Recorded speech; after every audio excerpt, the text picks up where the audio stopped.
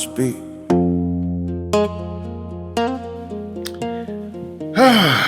Late in the day, usually we start before 12 o'clock.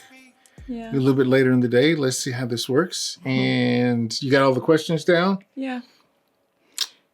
Go ahead. So we're going to discuss that. Most photographers and creatives right now are kind of scared. And we are going to talk about AI versus creatives, who is going to get cut first or replaced first. And people using AI will end up paying those who don't. I mean, people who don't use AI will end up paying those who learn AI, right? Mm-hmm. So I have a question for you right now. Sure. So let's talk about, for example, the death of traditional editing skills and where you stand on that. Wow. Editing to me started back in 1985. That was I was before 6. you were 6. Oh Yeah. boy, don't remind me. Back then, film, when you develop film, you could, a lot of movie theaters or film producers, they actually painted on the negatives. Mm-hmm. You know, they would paint, they would change things, by hand on there. So editing has been around a long time. So fast forward until probably around 1998. That's when all of your digital cameras started coming out. Everything started becoming digital, and the cell phones had a image on there about this square. Remember that? Yeah, I sure do. Yeah. Yeah, that was the first ones. And then people started getting excited. And I think you could only take like 15 seconds was about it. The video, I remember I was already in America and Tommy was little, and I remember him sledding down the hill, and I recorded like maybe 10 videos, 15 seconds. I think I ran out of space. Wow. It was, yeah. Those were the days. And then the prosumer cameras, that's the professional cameras sold in your Walmarts, your Best Buys, and things like that. They came out, and then everybody thought, well, wow, I'm going to pick up a camera and I'm go shoot movie stars and get famous, So everything started running pretty quick, really, really fast.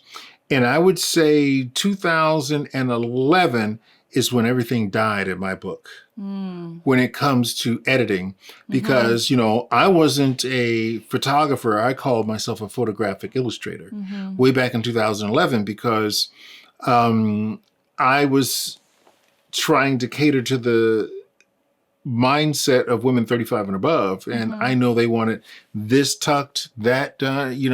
Botox was not readily available back then. So I did it for them. And a lot of photographers were not willing to do that or even use lights. Lights help a lot too. It hides wrinkles and crevices. The brighter the light, the less wrinkles and things. And the more mature women are, the more we need it.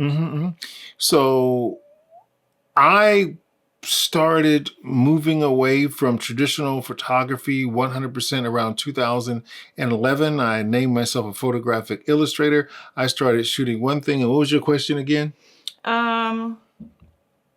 The death of traditional editing skills. 2011 for me. And I noticed that all photographers were basically shooting the same thing. They were going, for that bikini look, that swimsuit look, and, avant-garde photography and things like that. You had a lot of women going into the baby portrait, baby pictures and things like that, and boudoir. And that was it. That was it. And you had a lot of women in the fashion industry that had agencies, but agencies were a little bit tougher to get into back then. And there was only a certain group of photographers that shot. And you needed agencies. Now you can do more for yourself without an agency. It's just women are clueless. They're lazy about learning what's out there. They want to take the easy route. Let me get signed to an agency and, I'm a model. Here, everybody's going to believe me. They don't even try to make money. They just try to get on the runway, as many runways as possible. It's not about the business. It's about who believes that they are in the business. I'm going to talk to a mother or father of a daughter right now. That's who I want to speak to. If you have a daughter and she needs to have a vision of what she wants to do. Do not take your daughter out there and say, just do everything and see what sticks. You don't want to do that, because a company will look at it like this. This person is not serious. They don't know what they want to do. I have no idea what to expect. I see all these beautiful images there. What's their expertise? But I see all these different looks. I see all these things. But if I bring her into my environment, I have a set designer, I have a makeup artist, I have a designer, I have a certain look, I have a client in there, things are going to be going hectic and things like that. Can this person handle this? Have they ever been in this type of environment? They had some swimsuit shoots. They've had some zombie apocalypse shoots. They've had some, boudoir shoots.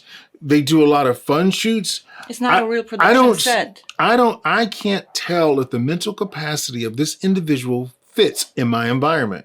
So I'm going to go to an agency that's respected. Gotcha. That's where you're going. That's already True. Vetted them and things like that. And we literally use that same concept ourselves when we were looking for a model. We're like, we don't want to deal with these social media, make a post and see who, even when we're paying, like, a lot of them want to get paid, then they're going to say, me. I don't know if they're going to come in and argue with another model. If they're going to say, well, I need to go. Actually, my boyfriend called. I need to skedaddle. We had that happen in Florida. 2 girls left because they just wanted to go and party. Left.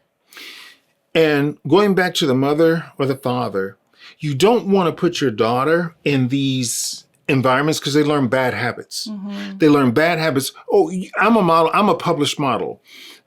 Dad, mom, a published model means absolutely zero today. Here's why. You and I, Dad, we can get together and you and I can say, okay, we're going to make a magazine. You and I make a magazine and we can tell any model on planet Earth, any photographer, not all, but hey, we got a magazine and we would like you guys to be in it. You know how many people we get in that magazine? And do you know how many people, once they get in our magazine that we just put together on Thursday, they will go and put on their Facebook profile that they are a published model? Mm-hmm. It means absolutely nothing. And I'm in a position now where I have really thought very hard of this industry, and I'm totally outside of that. And what we're going to do is give you ideas in how to go about trying to do the best thing for your daughter. Okay. So you're not losing jobs to AI. You're losing them to someone who spent 2 hours learning it, that what you refuse to touch. So every generation had tools that people were scared of, like Photoshop, digital camera, social media. Same story, different excuse. And talk about people still charging for work that AI can do now in seconds. Man, I'm going to try to do this really fast. I use it a lot in my VA benefits. I would have to hire 3 to 4 attorneys to do what I did with my VA benefits if I didn't use AI. I woke up yesterday morning, and I'll post this video with this. Mm-hmm. I woke up yesterday morning at 4:30 a.m. I got this idea that, you know what? I've been wanting to do since 2011 a video of what I want my business to say. So I've hired this one guy. It was like $5,000. I've hired another guy. It was like $3,000 or $4,000. So throughout the years, I probably spent about $60,000 trying to get someone to do that. And this has been since 2011. I woke up at 4:30.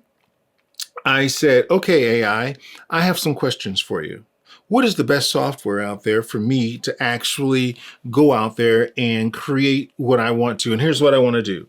AI came back, this program and this program. So I went and bought those 2 programs and they were $19 each. Mm-hmm. Okay. So then I went to AI and said, hey, AI, I have absolutely zero idea how to use these. Can you help me? So I take a screenshot at the prompt where I am and say, here I am. I have no idea what they're asking me to do. Oh, here's what it's asking you to do. Step 1, do this. Oh, you have an image that looks like this. Okay, I'll take that image and I'll create an environment. How do you want this to look? I'm a steampunk photographer. I like a post-apocalyptic looks and things of this nature. I want it really edgy, cinematic look. And I want you, then it writes me this big long prompt. I take that and put it into the software and it spits out for me what I needed to do. Now, when I go on Fiverr and other job and I'm looking for people to help me do these things, $1,500, $2,000, $5,000, $6,000 with a 2, 3, 4 week turnaround period. I'm paying for the time. You can charge 2015 15 prices for the things that AI can do in 10 seconds. And hey, I have a song that I want to write too. Here's the song that I want to write. Here's what I'm doing with this video. Write a song about this exact video that I'm doing.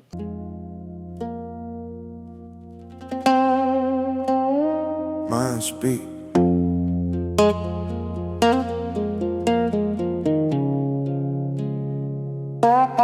Mind speak. Worldwide, put the truth on the beat. Chuck and Vilma, every city, every street. Love and hustle, camera flashes, hearts that don't sleep. Step inside the story, welcome to Mind Speak.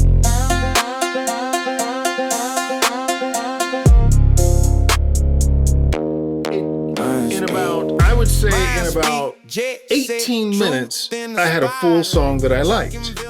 With Your story, my names story, put in there. my name's put in there, and everything matched to the video that I wanted.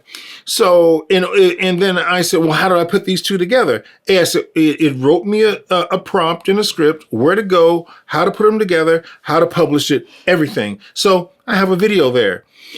That video, if I wanted a song, I would have to go to I had to hire an artist who's singing, who's now having a difficult time finding a job to sell things. They audition to us Then all the time. I had to go find a sound studio, which my AI just eliminated the whole studio. Then a producer to do it, which I have to give him a cut or pay him some. Or if it's a real song, I would have to actually share, profits with him. All of that in 4.5 hours. It's difficult, and I'm sad for people, and I'm sad that people are, kicking and screaming instead of trying to find alternatives or trying to learn how to do things differently. They just waiting in fear until it completely stops, and I don't know what they're thinking, what they're gonna do when it just completely shuts off. AI is the most powerful tool on planet Earth right now, and I don't understand why so many people are afraid of AI. AI can make you the smartest person on planet Earth. The problem is you have to know how to ask questions. So here's another question I have for you. So AI doesn't have taste. It follows instructions. The question is, do you even have a vision to lead it? How do you lead it? Let's talk about that. To be an artist, you have to have a vision. And this is where things get really tricky, because a lot of photographers, you can tell right away if they have a vision or they just have a fantasy, a emotional satisfaction out of it. And, I used to hear back in the day, people wanted models that would pose because they couldn't really give them instructions. They needed someone to come in and choose the clothes because they didn't really have a vision. And they wanted a model to either bring her own stuff because they needed to prove. That's how you can tell whether an individual has a artist vision or I don't want to say amateur, a hobbyist vision. So again, AI doesn't have a vision. It needs you to lead it.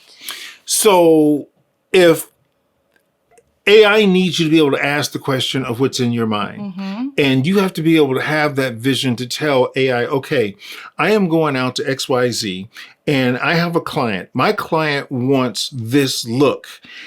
Give me a look, a couple of bullet points of where I need to go and what I need to do.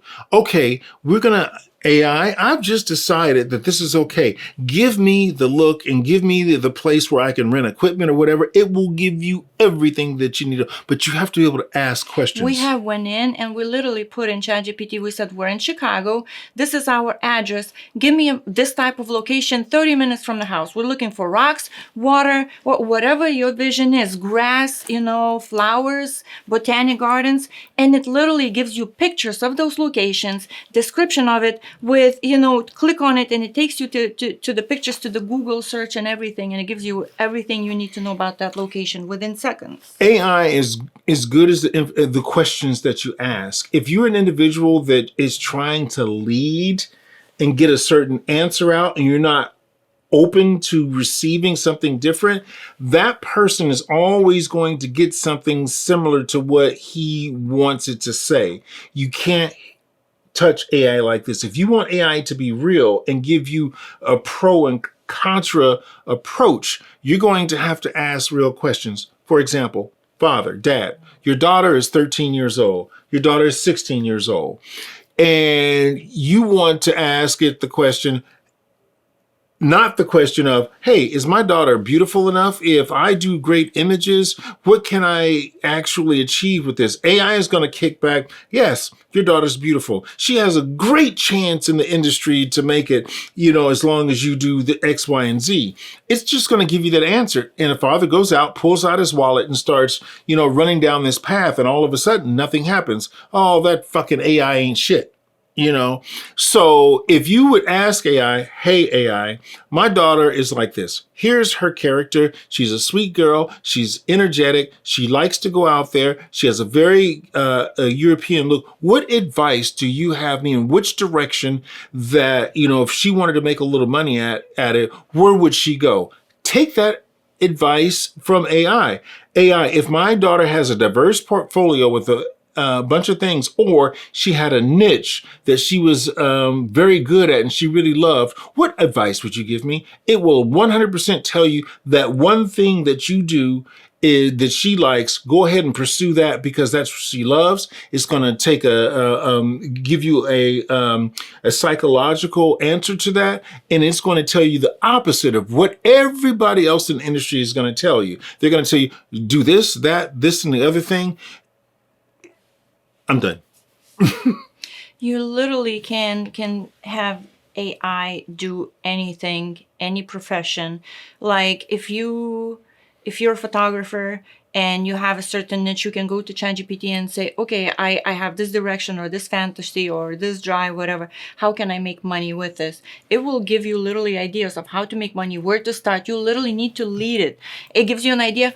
Okay, let's say it says, okay, go to the coffee shop next door, and you say, well, I don't like the coffee shop because somebody works there and I'm not comfortable with. You need to lead it. You need to talk to like it's a human and explain to it. Like instead of being stuck, I don't like this answer, that's it. It didn't give me the good answer. I don't like to use it. You have to kind of push it, like give it direction, just like you talk to humans. Sorry, go ahead. Dad, I'm gonna talk to you. So a lot of people don't understand the fashion industry, and a lot of people don't even want to understand it. Let me put it in a different way. You're looking for a house. I was recently looking for a house. I took a screenshot of the house that I was looking at.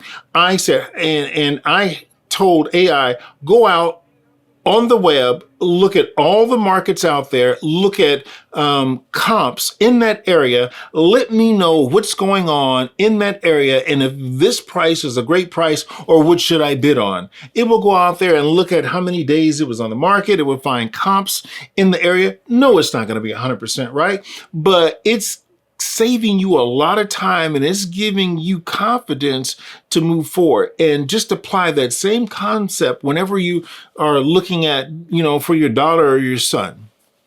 Mm-hmm. Okay, next question. The future isn't AI versus humans. It's humans with AI versus humans without it. Let's talk about that. Kind of covered that. For example, if I'm a photographer that knows how to design, knows how to do dye sublimation, knows how to do use AI to take up erase a lot of my time in my editing process and marketing process and things like this, I'm going to have more time for those other things that physically need me to be there. So that means that I'm going to be able to make more money than the average person because AI is just erasing so many, my attorney, my consultant, my marriage counselor, all of those things are no longer that necessary by utilizing AI. And for those who don't use AI, they got to continue to go all those other things, do all those other things. So I'm going to run circles around those folks because they're not going to have the time that I do. And they're going to get angrier and angrier because we do a lot. Mm-hmm. Let's cover one more topic. Some people have a reason not to use AI. For example, they really, really believe that it kills the planet. Explain to them your thought process when somebody says, well, it's using all the water and it's using everything, all this and that, but so does their Wi-Fi and the computers they're using. They don't even realize how much of their daily things that they do, to make their lives more comfortable is actually doing the same things. I don't believe they're telling me the truth. I'm going to paraphrase what I think they're saying. I don't understand it. I don't want to understand it. My excuse for you not to even talk to me about it is that it kills the planet. So I don't have to discuss it. So I don't have to discuss it. I don't have to feel stupid. Exactly. Because eating beef kills the planet because the methane gas that, cows, fart out is killing them. Seriously. I know. Is that. killing the environment as well. The gas that you drive, that you use in your car, the electricity that powers your house, the electricity that even, charges your electric car, all of that stuff kills a lot of things. But the one thing they do not understand about AI, it also kills a lot of jobs that burn gas and problems and things like that, because the trucking industry, the automation and all of those things, AI is taking, as it's adding to it, it's also taking things away as well. Mind speak, jet set, truth in the spotlight. Chuck and Vilma turn real life into prime time. Love and art, hard truth, passport stamps and reach. From Chicago to the world, welcome to Mind Speak. Ukulele, banjo, country twang, gin, every corporate glass pan, flute, fake tribal drums. Heavy guitar solo. Trap hi-hat spam.